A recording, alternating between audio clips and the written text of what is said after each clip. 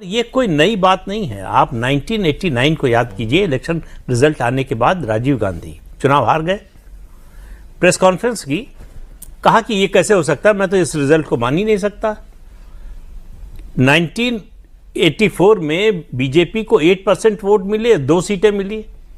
अब इनका vote share 12% हुआ और इनको 85-86 सीटें मिल गई। तो ये तो एडअप नहीं करता। ये बिल्कुल, इसको मैं मानने को तैयार नहीं हूं। तो ये कोई पहला मौका नहीं। दूसरा, वोट की चोरी कैसे होती है। 1952 पहला जनरल इलेक्शन, रामपुर से मौलाना आजाद चुनाव लड़ रहे थे, चुनाव हार गए। वहां से जो विपक्ष के उम्मीदवार थे उनको लगभग 20,000 वोट से जीता हुआ घोषित कर दिया। डीएम जो रिटर्निंग ऑफिसर होता है उसने, और उनकी पार्टी के लोग जुलूस निकालने लगे। तब तक पता चला, वायरलेस से पता चला प्रधानमंत्री जवाहरलाल नेहरू को।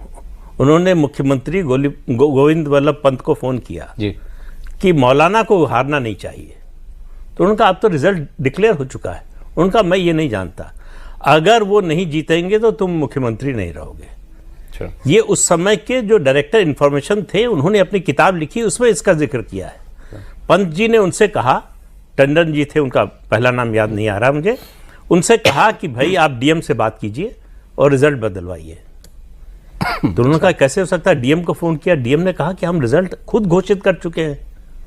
तो बोले कि अगर जो है नहीं होगा तो ना पंत जी की नौकरी रहेगी ना आपकी नौकरी रहेगी। तो उस समय जो पोलिंग का तरीका था, वो हर उम्मीदवार का एक बक्सा होता था।